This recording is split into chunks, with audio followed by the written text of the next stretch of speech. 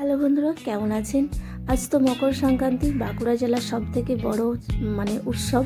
এই একটা উৎসব। আমিও বাঁকুড়া জেলার মানুষ। এই দেখুন, অরিজিনাল খেজুর গুড় কিন্তু নিয়ে চলে এসেছি, বাড়ি থেকে এসছে।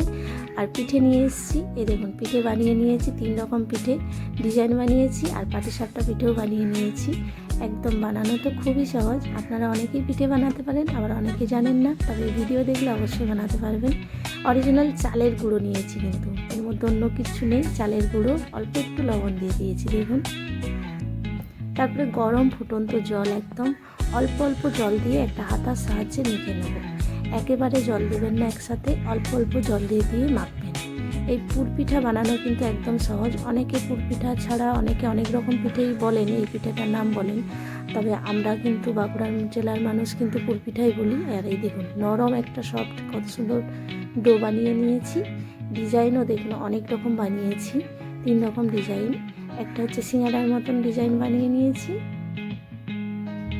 আর পিঠে অনেকে যেমন নর্মাল বানান সেরকমই একটা ডিজাইন বানিয়েছি, তবে আমার পিঠে বানাতে বেশ ভালোই লাগে। আর এই দেখুন, একটা বানিয়েছি স্টারের মতন। আরও অনেক রকম ডিজাইন জানি, কিন্তু ভিডিও বড় হয়ে যাবে তো, তাই দেখালাম না। পরে দেখাবো অবশ্যই কীভাবে বানাচ্ছি, দেখুন এরপর দেখাবো। একটা বাটি নিয়ে নিয়েছি, গরম জল ফুটছে পুরো, বাটির মধ্যে একদম ভাপিয়ে নেবো। দেখুন ভাপানো হয়ে গেছে, কি করে বুঝবেন বলুন তো? কালার চেঞ্জ হয়ে যাবে, কিন্তু একটু ঢাকা দিয়ে ভাপা নেবেন। এই দেখুন কালার চেঞ্জ হয়ে গেছে। আর কীভাবে বানাচ্ছি সেটা দেখে নিন। দেখুন 3 রকম ডিজাইন বানিয়েছি, আমি 3 রকম ডিজাইনই আপনাদেরকে দেখিয়ে দিচ্ছি কীভাবে বানাতে হবে। আর এই পুরটা কিন্তু নারকোল আর দুধ দিয়ে যে চাঁচি হয়, চাঁচি আর গুড় দিয়ে এভাবে বানিয়ে নিয়েছি। আর এই পুরটা এমনভাবে দিবেন পিঠের মধ্যে যেন ফেটে বেরিয়ে না আসে মুখ দিয়ে পিঠের। আর পিঠের মুখটা সুন্দরভাবে হাত দিয়ে একটু চেপে চেপে মুড়ে নেবেন ভালোভাবে। দেখে বুঝতে পারছেন কত সুন্দর মুড়ে নিয়েছি। বানানো কিন্তু একদমই সহজ, যে কেউ বানাতে পারবেন, জানি অনেকে পারেন বানাতে।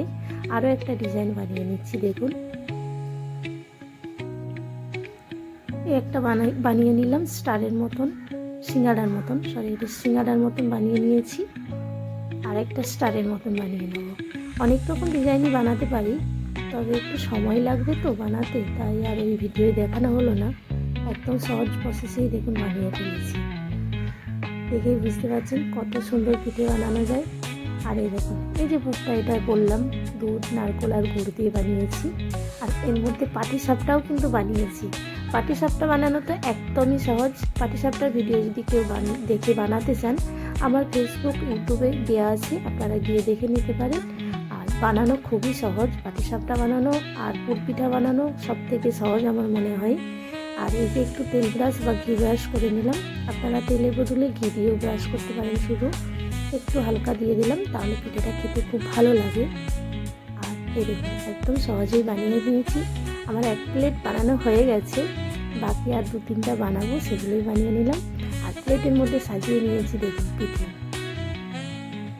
খেজুর গুড় নিয়ে নিয়েছি, বললাম যে বাঁকুড়া থেকে এসছে অরিজিনাল খেজুর গুড় একদম। আর এই যে পিঠে, 3 রকম ডিজাইন পুরপিঠে বানিয়েছি। এই পুরপিঠাটা আপনারা আপনাদের মতন অনেক রকম নাম বলেন, আমরা পুরপিঠাই বলি।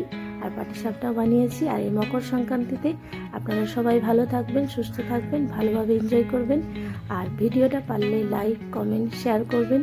ভালো লাগলে লাইক কমেন্ট করবেন, তো তাহলে তো আরও ভালো লাগবে। নমস্কার, ভালো থাকবেন।